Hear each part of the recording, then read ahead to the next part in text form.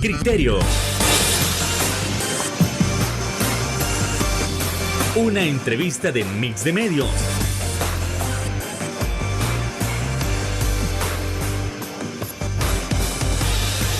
Que aborda frontalmente los problemas de El Salvador con los verdaderos protagonistas y plantea soluciones.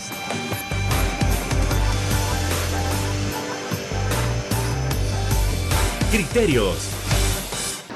Hola, ¿qué tal? Muy buenas noches, ¿cómo están? Sean todos y cada uno de ustedes bienvenidos a una nueva emisión aquí en su programa Criterios para abordar esos temas tan importantes de nación a nivel nacional e internacional que tanto nos interesan.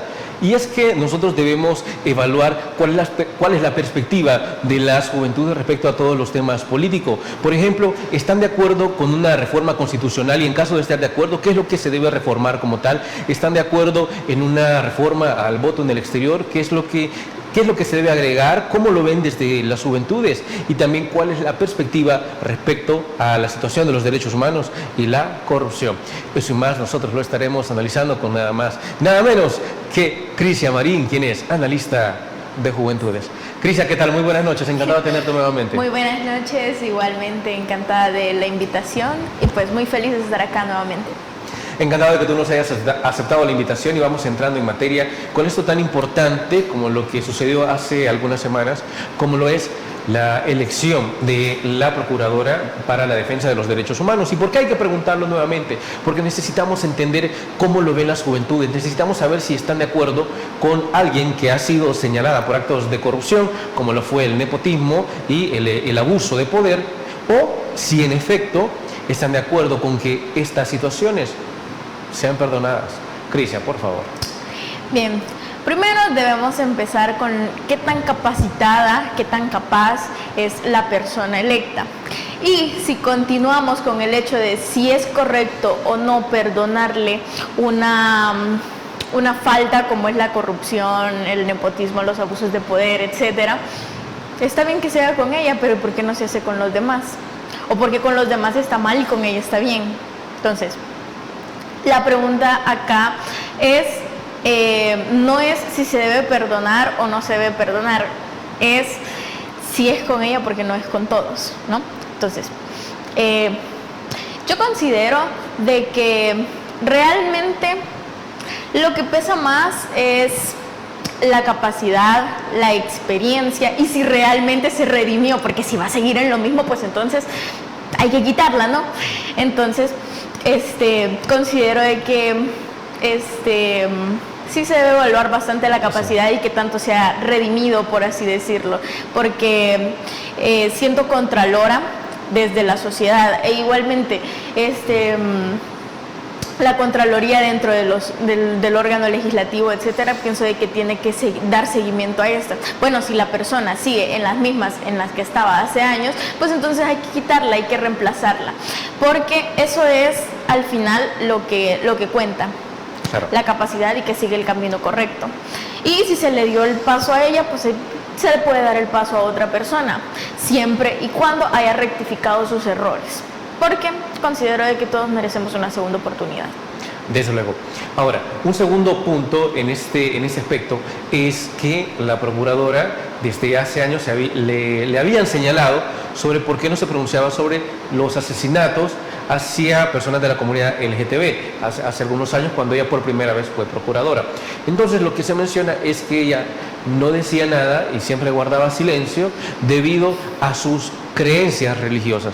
Te pregunto entonces, ¿una funcionaria debe dejar que sus creencias religiosas influyan en su deber y así determinar quién sí merece defensa y quién no merece defensa de sus derechos humanos? Jamás. Ya que los derechos humanos se le otorgan a cualquier persona, valga la redundancia, persona humana desde el momento de la concepción. Todas las personas, sin importar su orientación sexual, sin importar su religión, sin importar género, sin importar identidad, etcétera, todos deben de ser defendidos ante la ley. Todos somos iguales ante la ley, sin importar cómo nos identificamos, lo que nos gusta, etcétera. Bien, todo funcionario debe dejar de lado sus creencias religiosas, sus convicciones morales, etcétera. Debe de cumplir su deber de defender a la persona sin importar si es LGBT, si es hetero, si es etcétera. Entonces, la persona tiene derecho a que se le respete su dignidad humana sin importar el camino que escoja. Por lo tanto, lo que ella hizo es totalmente incorrecto. O sea, no defender a una persona solo porque no va de acuerdo a mi creencia, pues es algo totalmente erróneo. Es como si yo diga, no se le debe defender a un musulmán porque no es cristiano igual que yo. ¿Consideras en ese entonces que bajo el principio de laicidad del Estado no deberían haber funcionarios que pongan en primer lugar sus creencias y después sus deberes? Exacto. Recordemos que la laicidad, si bien incluye el respeto de la religión, y no es que por ser funcionario tienes que ser ateo, pero debes de poner primero tu deber, tu carrera y tu obligación en tu trabajo como funcionario antes que tus creencias. Las creencias son muy aparte, es decir, tu creencia al final es algo que no le incumbe a nadie. O sea, si eres budista, musulmán, cristiano, etcétera, es algo que tiene que ir muy allá, muy de tu persona, pero tú como funcionario tienes que primero tu deber y ya después, si quieres, pues tus creencias, pero primero lo que tienes que hacer. La semana pasada alguien nos estaba comentando que si en efecto ella va a defender los derechos humanos, algo que debía hacer es pronunciarse sobre el caso que ha pasado en uno de los centros penales con esta mujer cuyo nombre se me está escapando, pero que tuvo un aborto, ¿no? Y según se menciona por el maltrato que se le dio en el centro penal, pero hasta la fecha nosotros hemos visto un silencio abrumador.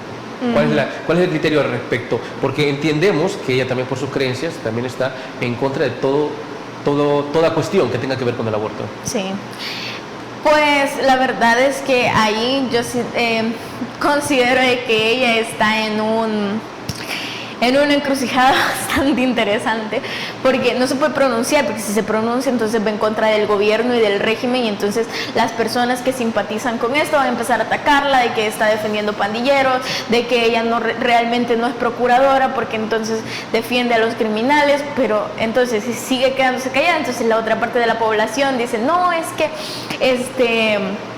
ella está callada, ella no defiende los derechos humanos de un pobre niño que fue asesinado en el vientre de su madre por los policías, a la chica. O sea, de ella realmente no es procuradora, porque entonces no está defendiendo la dignidad humana de estas dos personas. Entonces, está en una encrucijada bastante interesante, sí, como te repito, porque dice algo, lo atacan unos, si no dice nada, lo atacan otros. Entonces, la verdad es que sí la tiene bastante difícil. La posición correcta sería pronunciarse ante esto, porque es algo terrible que aparte de ser menor de edad la hayan agredido a tal punto que le hayan provocado un aborto, porque un aborto es espontáneo como sea, igualmente es un proceso traumático para una mujer en todos los sentidos, y es algo que realmente hace ruido y realmente pesa. Así que ese es el lado correcto, pero como te digo, la tiene difícil. Y es sumamente preocupante. A ver, Crisia, trasladémonos a una parte más general. Desde la perspectiva de las juventudes, ¿cómo está la situación de los derechos humanos en El Salvador? Es decir, ¿han mejorado, se mantienen o han disminuido? ¿Cómo están? La verdad es que acá nos deberíamos de ir a persona por persona, zona por zona, porque como abordábamos en una entrevista anterior, realmente son panoramas totalmente diferentes.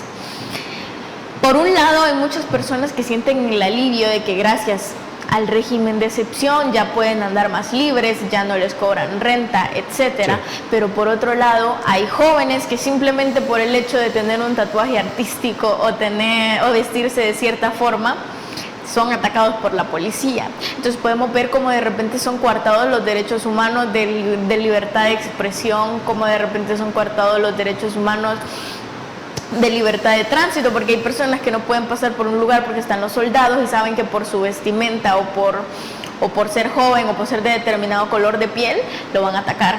Entonces vemos cómo por secciones de la población hay personas que dicen, pues han aumentado la protección de derechos humanos porque yo ya no tengo miedo a salir y que me pase algo, a que me roben, a que me violen, a que me golpeen.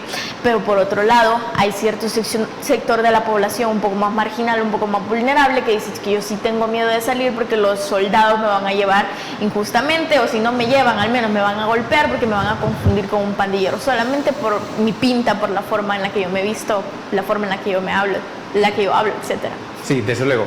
A ver, y vamos a ampliar sobre estos temas y, por ejemplo, en el caso de si los jóvenes están de acuerdo con las reformas constitucionales, ¿sí o no? Bueno, eso tras la pausa comercial.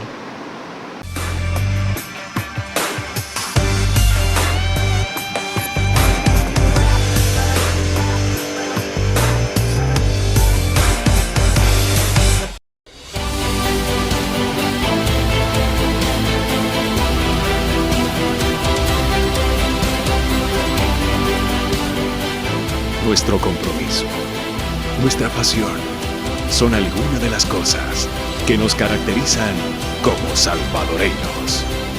Farmacia La Buena, la farmacia de todos.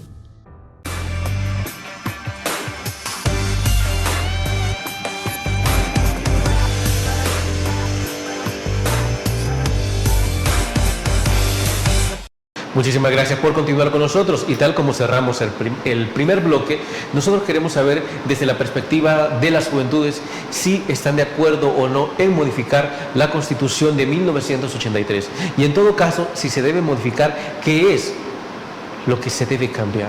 Crisia, por favor. Ok.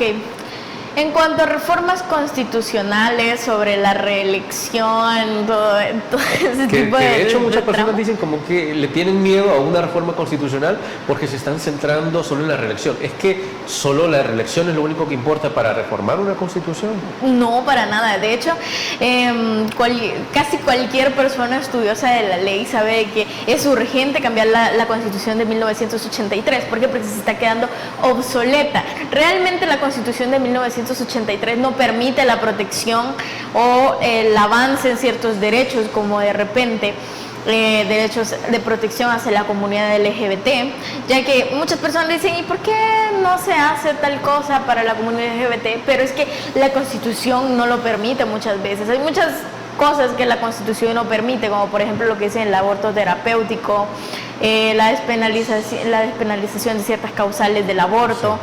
Entonces, este tipo de luchas no avanzan, o sea, llevan más de 20 años estancadas porque la Constitución de 1983 no lo permite. Ahora, con temas de la reelección y ese tipo de cuestiones de partidos políticos, si bien es cierto, es menester dentro de la Constitución y claro que debe abordarse, pero no es centrarse solo en eso, porque la Constitución no es solo para la política, sino que la Constitución es para el ciudadano. Por lo tanto, una reforma a la Constitución debe girar en torno a lo que le beneficia al ciudadano y actualizarse en cuanto a luchas sociales, incluso luchas ecológicas y ambientales, porque recordemos que la cuestión social, ambiental, ecológica no es la misma que en los años 80, por lo tanto urge también una reforma que contemple esas áreas. A ver, ¿consideras que estamos cometiendo en cuanto a reformas constitucionales los mismos errores que en el pasado? Y te explico. A ver, en el pasado se consideraba que el divorcio jamás debía de estar en la Constitución, que jamás debía ser regulado. ¿Por qué? Porque se mencionaba que esto atentaba contra la familia. Hoy en día es impensable que alguien considere que se deba prohibir el divorcio. Hubo una Constitución donde se le prohibía a la mujer votar. Muchos estaban a favor de que esa Constitución no se cambiara, pero desde luego los tiempos evolucionan, los tiempos avanzan.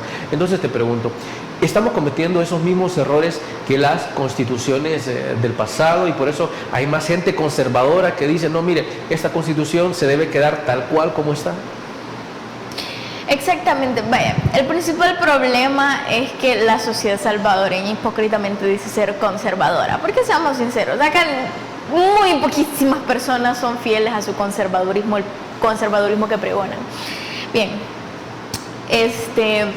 sí considero que se cometen los mismos errores que constituciones del pasado, porque entonces te estás estancando en una mentalidad, en tu mentalidad propia, en un tiempo, en un tiempo pasado y no estás permitiendo que avance la ley conforme al tiempo, conforme a la sociedad. Recordemos que el derecho es hasta cierto punto polisémico porque va avanzando conforme va avanzando la sociedad, la civilización. Entonces es menester, como dije anteriormente, que la Constitución se apegue a lo que ahora estamos viviendo, no lo de antes, no lo que piensa un pequeño sector de la población, no lo que piensa o lo que pensaban nuestras abuelas, sino que lo que piensan ahora, sobre todo la población joven, que somos mayoría, somos más del 50%. Por lo tanto, sí se debe de cambiar, tenemos que dejar de cometer esos errores y seguir dando el paso hacia adelante.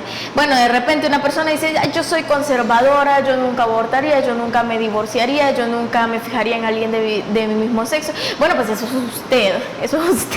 O sea, si lo que dice la Constitución en cuanto a permisibilidad no te obliga a ti. O sea, digamos, la Constitución contemplase el matrimonio entre personas del mismo sexo, nadie te va a obligar a que te cases con alguien de tu mismo sexo, sino que personas que sí quisieran, sí les permite. Si tú quieres casar con alguien del sexo contrario, formar tu familia y todo dentro del catolicismo y el conservadurismo que tú pregonas, pues entonces tú lo puedes hacer, pero también le das la opción a otras personas de seguir lo que ellos quieren.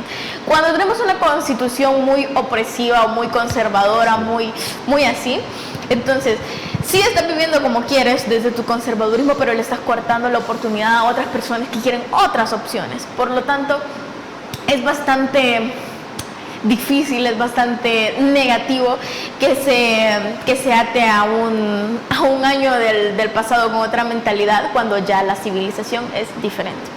Totalmente. Y fíjate, siguiendo el tema constitucional, se menciona que varios de los cambios que se quieren en la actualidad no pueden hacerse porque la misma Constitución lo prohíbe. Y aquí no estamos hablando de la reelección, no estamos hablando de aborto, no, de comunidad LGTB, sino que la ciudadanía en los años anteriores mencionó, mire, a nosotros jamás nos preguntaron si queríamos el dólar, a nosotros jamás nos preguntaron si queríamos o no el Bitcoin. ¿Qué sucede? ¿Por qué no se le puede preguntar a la población? ¿Es que la Constitución permite el plebiscito? ¿Es que la Constitución misma permite el referendo? Entonces, ¿cómo la población puede exigir que se le pregunte si la Constitución está encadenada a esas personas que lo hicieron en 1983 como para que jamás se le preguntara a la población? ¿Se debe cambiar esto? Claro que se debe de cambiar. La Constitución actual promueve una democracia representativa, más no participativa. Por lo tanto, la solución a esto sería una democracia híbrida, que sea representativa, nosotros, el pueblo eligiendo a las personas que estén en el legislativo y en el ejecutivo, pero también una participativa, para que al momento de la creación de ley se incluya un plebiscito, se incluya el referéndum, los referéndums, se incluya muchas otras cosas donde la población sí pueda tener voz, donde a la población sí se le pregunte de, oye, ¿quieres Bitcoin? Oye, ¿te parece bien esto? ¿Te parece bien aumentarle 5 años a la presidencia, 10, etcétera? Entonces, la población ahí sí va a tener una verdadera voz, no a través de un representante, sino personalmente, y entonces la democracia sí va a cumplir su rol de el poder del pueblo. Así que considero de que una hibridación entre lo participativo y lo representativo sería una solución bastante buena, como es el caso de Costa Rica o el caso de Chile. ¿Cómo nosotros podemos ser como los países que están más avanzados que nosotros si nosotros no podemos cambiar nuestra Constitución o estamos atados a esa Constitución? Es que hay manera de poder avanzar hacia el desarrollo si no se cambia la Constitución, Cristian. Realmente no se puede avanzar hacia el desarrollo porque no podemos tener una civilización que vive en el 2022, pero en cuanto a leyes está en 1983.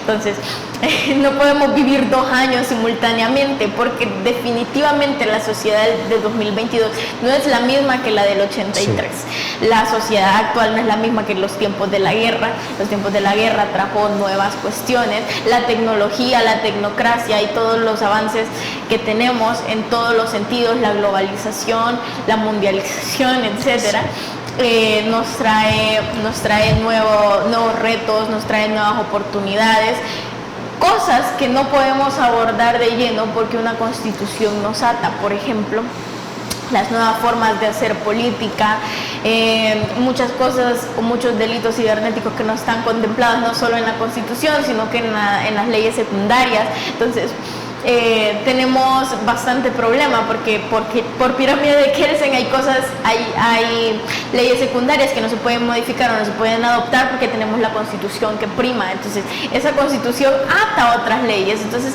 acá vemos más general el problema de una constitución obsoleta, porque la constitución obsoleta deja obsoletas tratados internacionales, leyes secundarias, ordenanzas, porque no se pueden modificar mientras prime la constitución. Desde luego. Ahora, la gente, la ciudadanía en general, se siente parte de la democracia que se vive en el país cuando no le preguntan qué es lo que quiere y qué es lo que no.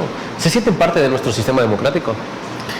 Definitivamente, yo te contesto lo personal porque no le he preguntado a nadie, no hay nadie más acá. Yo en lo personal, no. O sea, considero de que no, porque es como que, bueno, están hablando de que eso es una democracia, de que es el poder del pueblo, pero mi poder está limitado a quien está sentado en un curul. Sí. Pero la persona de ese curul hace lo que se le antoja, porque no me preguntó, porque no es lo que yo quiero, etcétera. Entonces, de repente las personas se sienten como frustradas, porque es como que, bueno, mi poder llegó hasta quien ocupa el curul número 24, por ejemplo. Hasta ahí llegó mi poder, de ahí la persona ahí tiene un poder autónomo y hace lo que le dé la gana, lo que su bancada le da la gana, lo que el gobierno le da la gana, porque a mí no me preguntan nada. Muchas personas no les preguntaron si querían Bitcoin, muchas personas no les preguntaron si querían una reforma a la reelección. Ahora, tenemos un punto, no sé si, yo creo que era una de las, o sea, no sé si me lo ibas a preguntar, pero sobre las encuestas, que la UCA sacó tal encuesta, que la UFG sacó tal encuesta, que no sé qué otro evaluador sacó otra encuesta, pero hay muchas personas que dicen, bueno, ¿y de dónde sacan estos resultados? A mí nunca me preguntaron nada. Entonces, también es un poco falta de transparencia para decir quién es su muestra, o sea, a quién le pasan esas encuestas. A quién le preguntan y por qué nunca me preguntan a mí, sí. Por qué no son un poco móviles, por qué la encuesta no primero con un sector y después con otro, etcétera. Entonces, esa es la frustración que muchas personas, incluyéndome, sentimos. Ok. Bueno, vamos a seguir comentando sobre las reformas constitucionales y posteriormente sobre una reforma educativa tras la pausa comercial. Ya volvemos.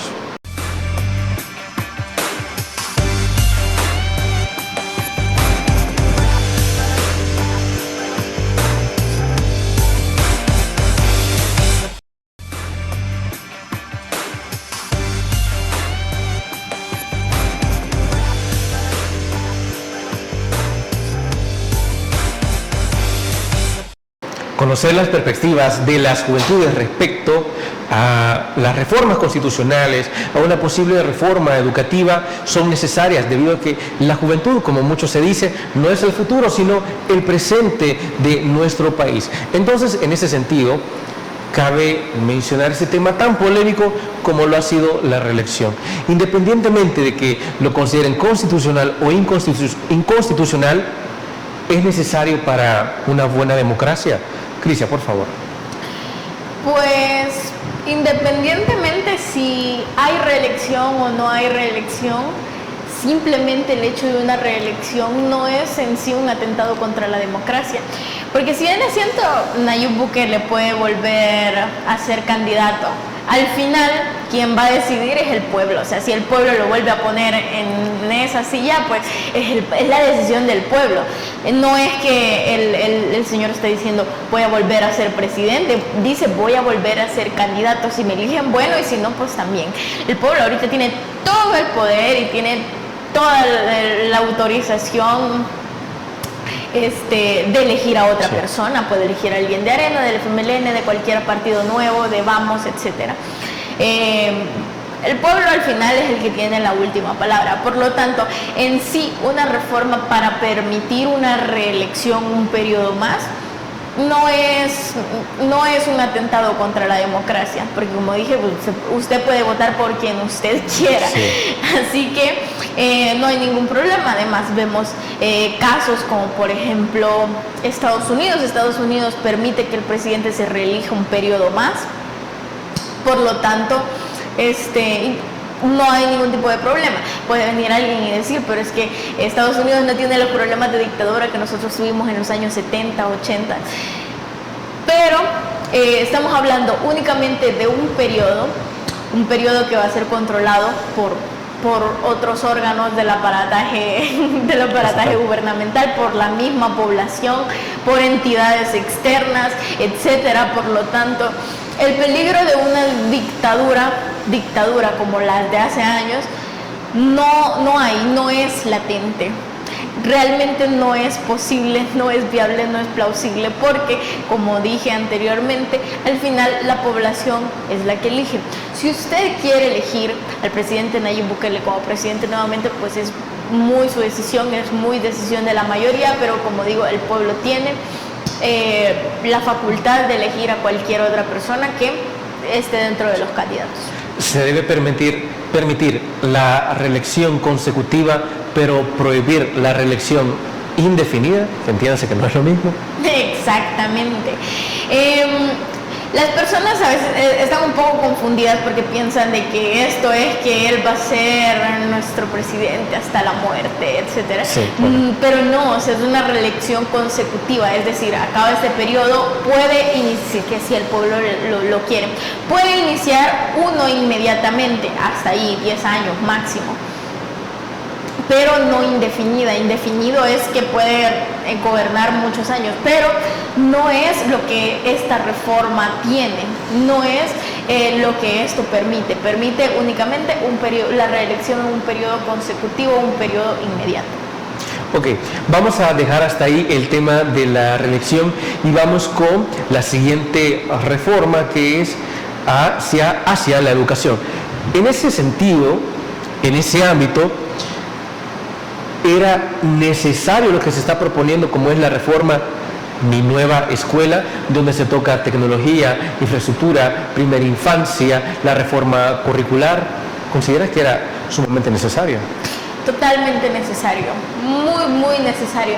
Al igual que la Constitución que se quedó en 1983, muchos planes de estudio, mucha infraestructura y mucha forma de hacer escuela, por así decirlo, se ha quedado en los años 90, en los años 2000, cuando realmente ya debe haber un avance, porque la forma de enseñar de los años 2000, de los años 90, no es la misma que la de ahora. Ahora hay computadoras, ahora hay aplicaciones, ahora hay lugares especiales para este tipo de cuestiones.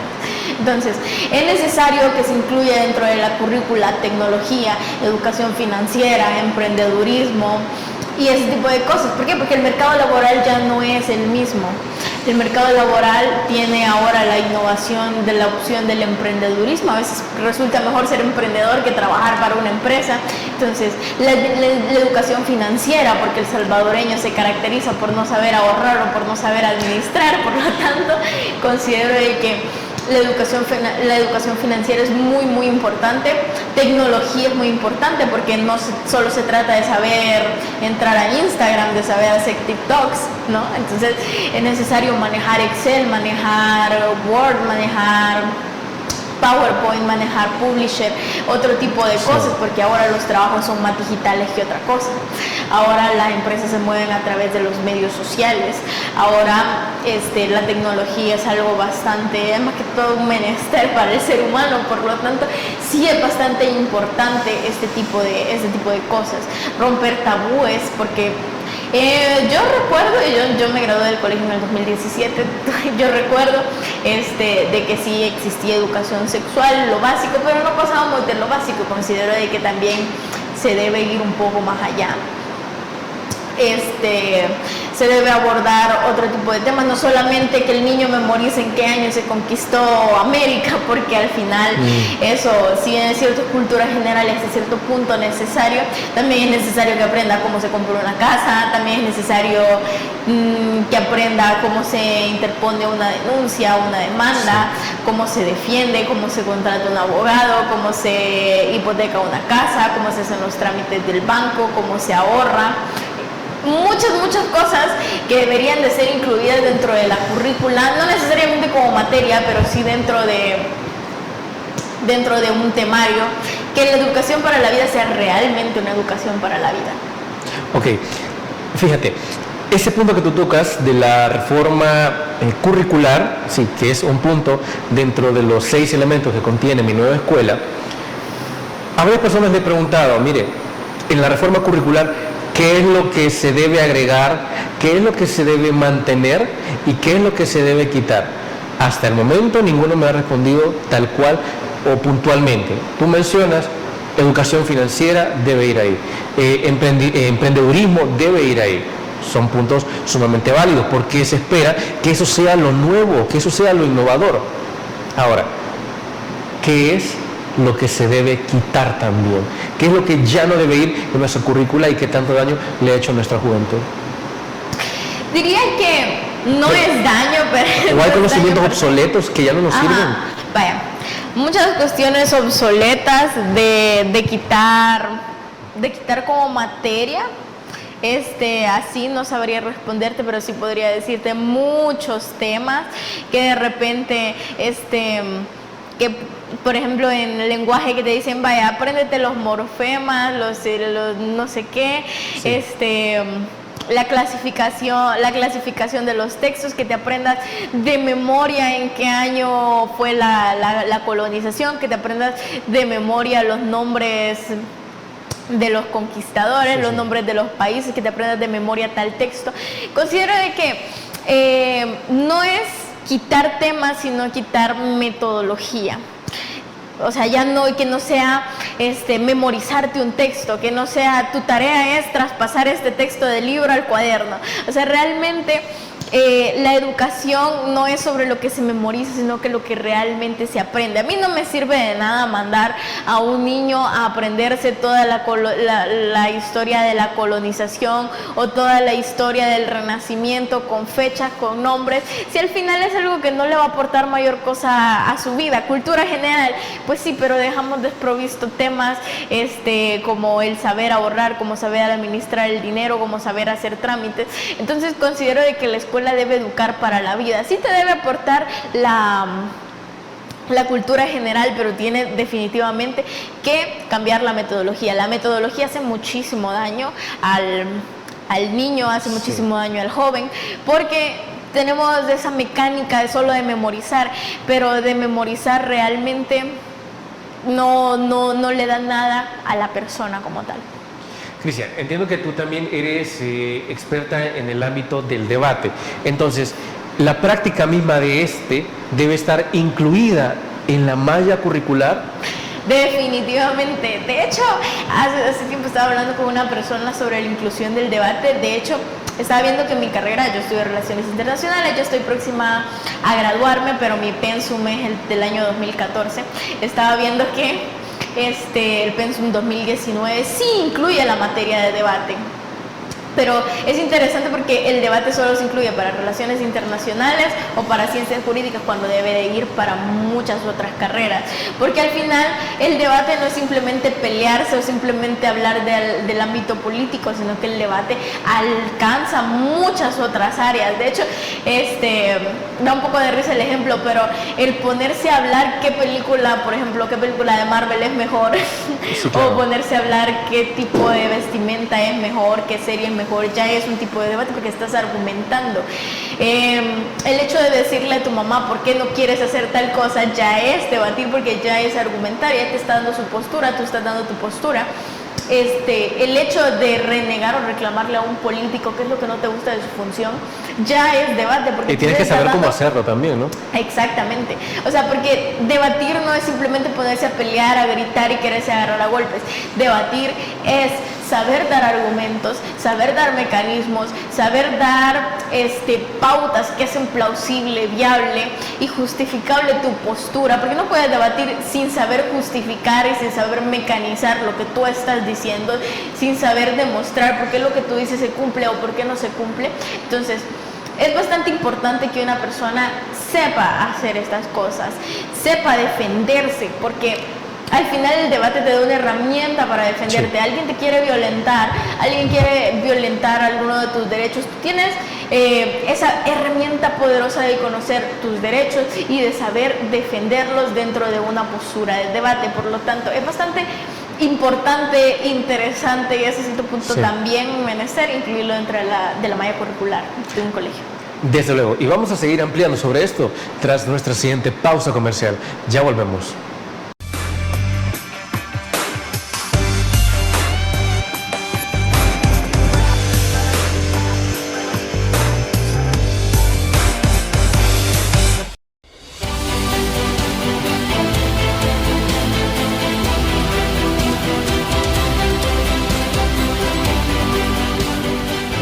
Nuestro compromiso, nuestra pasión, son algunas de las cosas que nos caracterizan como salvadoreños.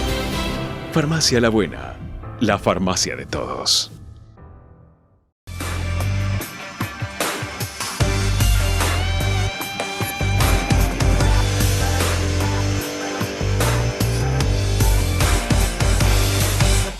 Otro de los puntos fundamentales de la reforma Mi Nueva Escuela para conocer la perspectiva de las juventudes es la opinión sobre este elemento que es salud y nutrición. Lo que más llama de esto es la parte nutricional, ya que si tú recuerdas, desde el año más o menos 2009 se venía dando lo que es el vaso de leche implementado por la administración Funes, si tú te recuerdas.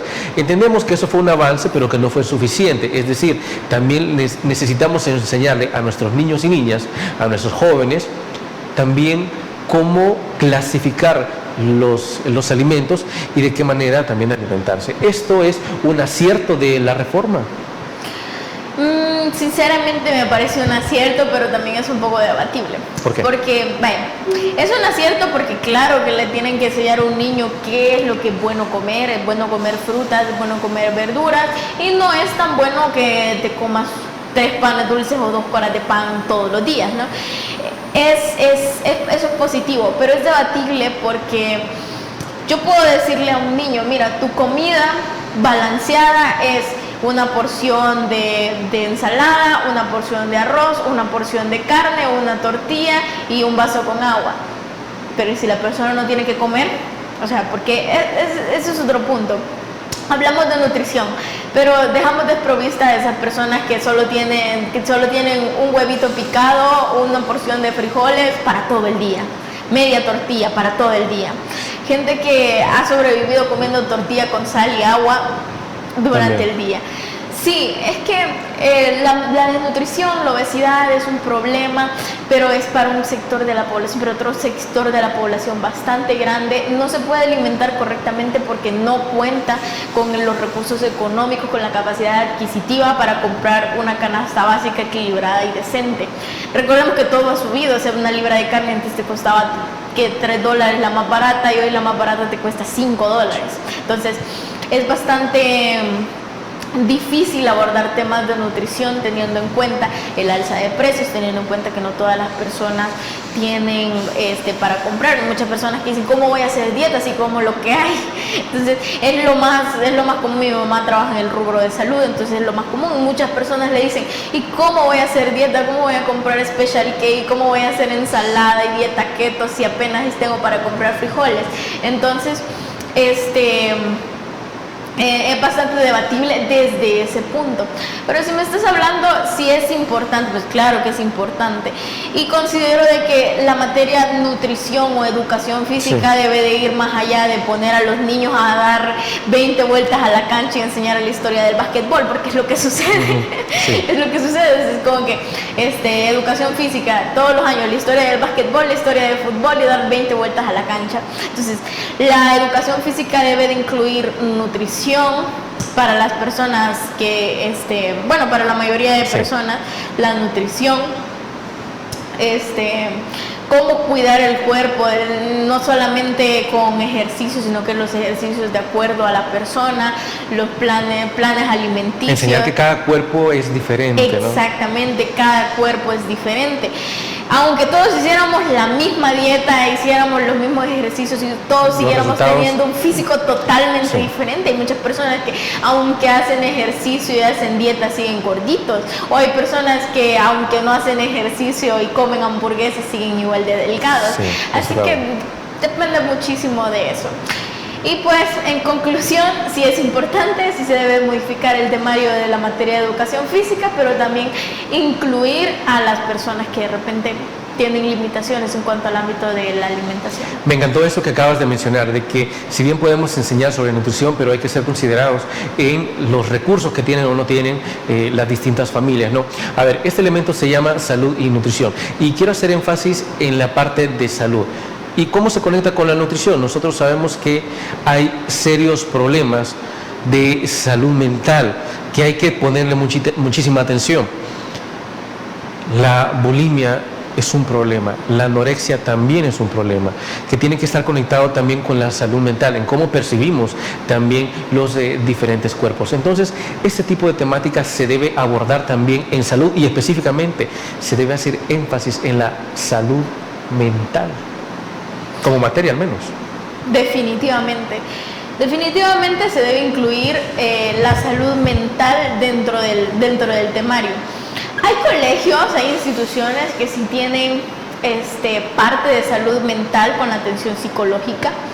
Hay colegios a los que se les aplaude bastante el hecho de que tienen atención psicológica dentro de su institución, y es una buena atención psicológica, pero sería bueno incluirlo como materia, porque hay muchas personas, hay muchos niños, hay muchos jóvenes que tienen una autopercepción bastante pobre por muchos aspectos, ya sea por exigencias de los padres, ya sea por el tipo de vida que tienen, por el bombardeo de las redes sociales. Hay muchas niñas que desde los 8 años empiezan a hacer dietas y empiezan a provocarse el vómito, porque entonces ven en Instagram aquellas modelos súper retocadas con Photoshop, piensan que eso es real y dicen, es que estoy gorda, es que estoy fea, es que no soy blanca, es que eso. Entonces vemos cómo la tecnología puede modificar la autopercepción de una persona, incluso adultos. O sea, si un adulto puede tener serios problemas mentales, ya no se diga un niño o un adolescente. Por lo tanto, así como la tecnología tiene esa forma de alterar nuestra autopercepción, también tenemos que tener herramientas para combatirlo. El colegio sería una buena idea, la salud mental con materias como cómo me autopercibo, cómo me quiero, cómo percibo lo que no está bien en mí, cómo detectar problemas como la depresión. ¿Cómo valido mis emociones también? Validar las emociones, la inteligencia emocional, que es tan importante porque no puedes llegar a un trabajo, enojarte con todo el mundo y gritarles a todos. Cómo valido mi tristeza, porque hemos sido criados por una sociedad o por una generación que dice, la depresión se quita trabajando, la tristeza se quita trabajando, pero, tú los miras y es como que ellos se quitan la tristeza tomando. A ver, afronten sus problemas sin tomar, sin fumar, sin explotar en ira o sin insultar, no pueden. ¿Por qué? Porque nunca pudieron tratar este tipo de ámbitos. Ahora somos una generación que somos un poco más consciente y decimos, bueno, yo necesito ir al psicólogo. Me hubiese gustado más que me hablaran más sobre salud mental, sobre la inclusión de los sentimientos, de las emociones. Sobre la importancia de poner límites. La importancia de poner límites.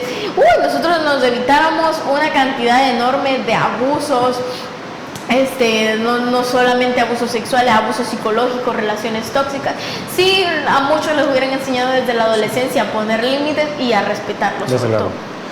Claro, no somos una generación de cristal, sino una generación consciente. Pausa comercial, ya volvemos.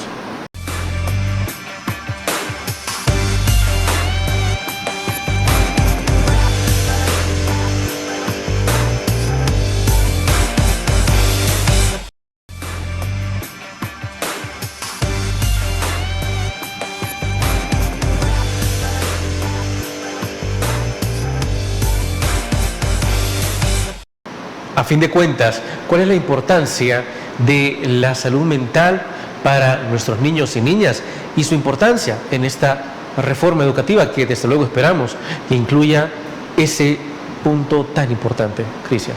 Sí.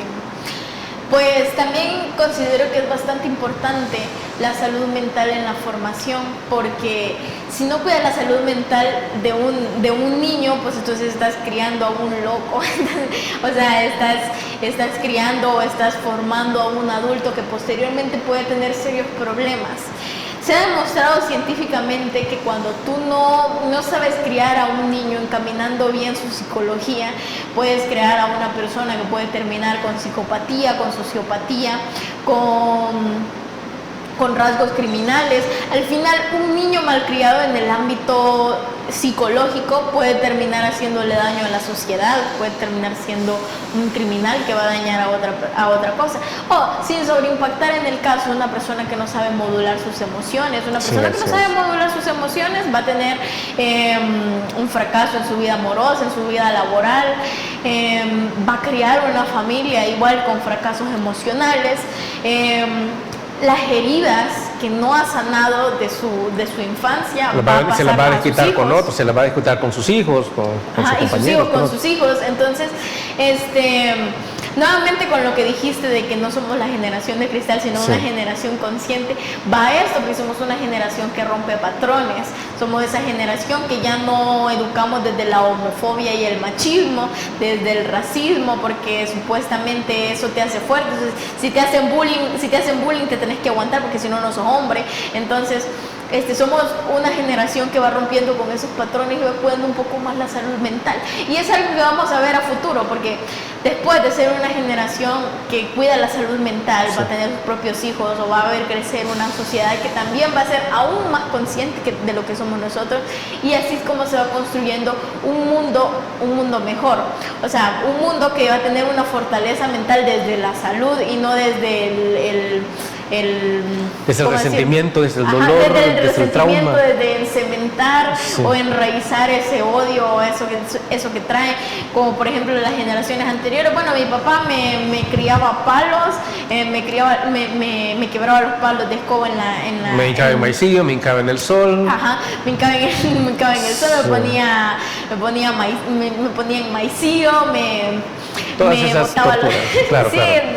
Toda esa violencia, esa normalización de la violencia. Dicen, bueno, pues si aguantas eso, entonces eres hombre, y es la única forma de criar un niño, cuando a un niño se le puede criar desde el respeto, de decirle no, desde hacerle entender con argumentos. Ahí vamos también la importancia del debate, de decir con argumentos, mira, te tengo 3 argumentos de por qué tú no debes hacer esto o por qué lo debes hacer, y entonces el niño ya va entendiendo, porque no solo porque soy tu mamá o lo tienes que hacer porque si no te doy un par de cinchazos. Entonces, Ahí vemos la importancia del debate, la importancia de la crianza respetuosa y cómo esto va alimentando una salud mental bastante buena en un niño, en un adolescente, y entonces vamos creando un adulto mucho más funcional de lo que la crianza tradicional violenta puede hacer. Desde luego. Cristian, muchísimas gracias por habernos aceptado la invitación y habernos traído cada uno de tus criterios con respecto a la perspectiva de las juventudes sobre las diferentes esferas de la política, y esperamos tenerte próximamente. Muchas gracias, espero una nueva invitación, yo muy feliz de estar por acá. Desde luego, amigos y amigas televidentes, gracias por habernos acompañado una vez más. Recuerde, el criterio más importante siempre lo va a tener usted. Que descanse. Feliz noche. Criterio. Una entrevista de Mix de Medios.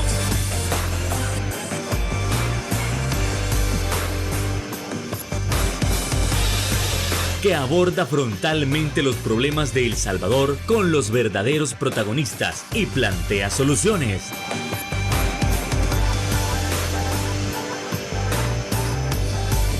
Criterios.